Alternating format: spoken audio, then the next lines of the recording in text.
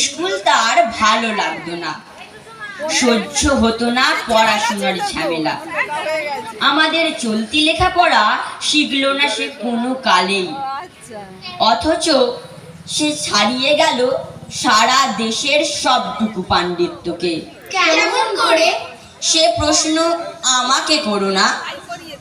গান সাজার বাধা আইন সে মানেনি, অথচ স্বর্গের বাগান থেকে সে চুরি করে আনলো তোমার আমার গান। কবি সে, ছবি আঁকার অভ্যেস ছিল না ছোট বয়সে, অথচ শিল্পী বলে সে পেল শ্রেষ্ঠ শিল্পীদের সম্মান। কেমন করে? সে প্রশ্ন আমাকে করো না। মানুষ হলো না বলে সে ছিল তার দিদির আক্ষেপের বিষয়। অনেক দিন অনেক বিদ্রুপ যাকে করেছে আহত, সেই একদিন চমক লাগিয়ে করলো দিগ্বিজয়। উত্তর দক্ষিণ পূর্ব পশ্চিম চারদিক করলো প্রণাম। তাই পৃথিবী আজও অবাক হয়ে তাকে বলছে। কেমন করে? সে প্রশ্ন আমাকে করো না। এ প্রশ্নের জবাব তোমাদের মতো আমিও খুঁজি। রবি ঠাকুর কেমন ঠাকুর, মাটির নাকি কাঠের? এই কথাটা নেই লেখা নেই রুমুর সহজ পাঠে। থাকেন কোথায়, মন্দিরে না সোনার সিংহাসনে? এই কথাটা বারে বারে আসছে রুমুর মনে। রুমু কি আর জানে তিনি মানুষ এবং কবি? হয়তো ভাবে মোল্লা নাসিক অথবা মৌলবী।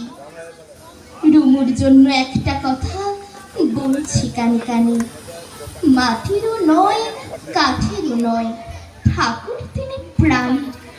রবি ঠাকুর, রবি ঠাকুর, তোমার বাড়ি যাব, বোলপুরেতে গেলে আমি তোমার দেখা পাবো। পাড়ার ফাংশনে আমি বীর পুরুষ বলি, বলতে বলতে জোর কদমে ঘোড়ার পিঠে চড়ি। ক্লাস 2, মায়ের কাছে বকুনি খাই রোজ। কেন, কোথায় বই খাতা, রাখি না তার খোঁজ।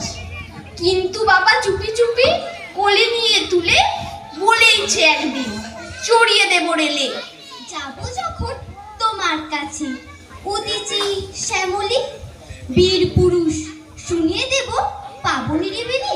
স্কুলের স্যার শুনে বলল, বোকা, কোথায় পাবি?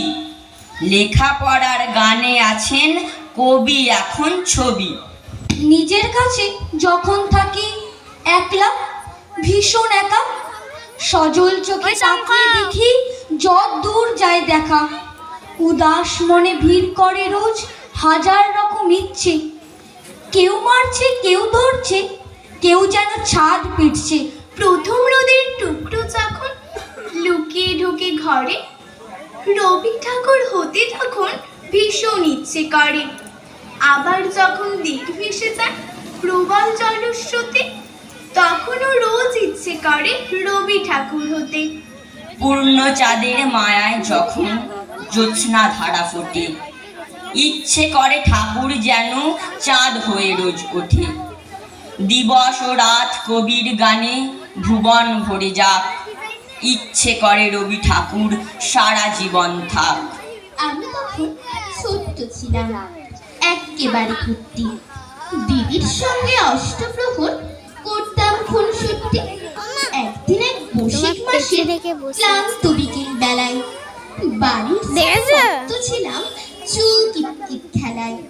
হঠাৎ দেখি তুলুর মতন সাদা মেঘের ফাঁকে দাঁড়িয়ে আছেন রবীন্দ্রনাথ, ঝুঁকিয়ে মাথাটাকে। আমি ঠিক চিনতাম না, দিদি তো দেখালো, বলল, ওরে আকাশটা দেখ কেমন আলো আলো। মুহূর্তে কেউ মনের মাঝে জাল নদী পালক, কি লাবণ্যে পূর্ণ সেটাল ধাঁধিয়ে গেল চোখ। দিদির সঙ্গে মেঘসাগরে ভাসিয়ে দিলাম ভেলা, নাম লিখলাম কাল মৃগয়া এবং মায়ের খেলা। খোকা বলল, সেই ছড়াটা শোনাও না মা আবার, সেই যেটা খুব প্রিয় ছিল তোমার এবং বাবার। মা বলল, তুই তো দেখি জ্ঞানীর বটবৃক্ষ রে, কাল লেখা বলতো আগে ঠিক করে, ওই যে তোমার যে ছেলেটা রাঙা ঘোড়ায় চড়ে মাকে নিয়ে ঘুরতো বিদেশ দিকে দিগন্তরে, সন্ধ্যাবেলায় সূর্যি ঠাকুর যেই বসলো পাটে, হঠাৎ সে পৌঁছে যেত জোড়া দিঘির মাঠে। মাগো, তুমি বলতে পারো জায়গাটা ঠিক কোথায়? সত্যি কি মা ভয় চলে যায় মরা নদীর সোতায়? আচ্ছা ধরো তুমি যাচ্ছ পালকি চেপে একা, পথঘাট সঙ্গ নিশ্চিহীন, পাখিরা নেই দেখা, গাছের মাথায় ঘনান্ধকার, দেখা যায় না ভালো। ভাবো হঠাৎ দিঘির পাড়ে দেখতে পেলে আলো, আর তখনই শুনতে পেলে হা রে রে রে রে। চোখের সামনে 10-12টা ডাকা তেলো তেরে।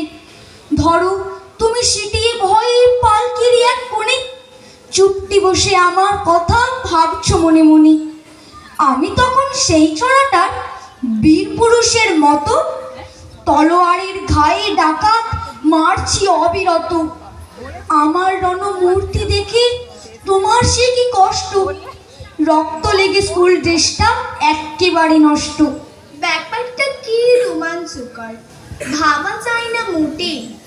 ভাগ্যে যদি এমন সুযোগ একবারটি জোটে, সবাইকে মা দেখিয়ে দেব 100 বছর পরেও রবি ঠাকুরের বীর পুরুষও আছে তোমার ঘরেও।